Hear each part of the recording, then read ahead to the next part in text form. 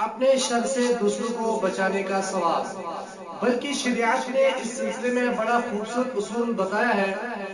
کہ اگر تم میں سے کسی انسان کی دل میں یہ خیال آئے کہ میں اپنے مسلمان بھائی کو تکلیف پہنچاؤں، مثلا ایک مجلس لگی ہوئی ہے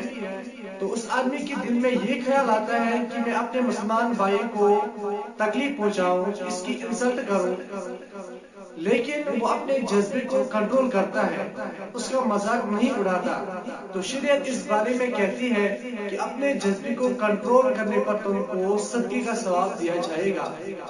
دیکھیے اس آدمی نے کیا تو کچھ نہیں، لیکن اس کے لیے 3 بڑے فائدے ہو گئے۔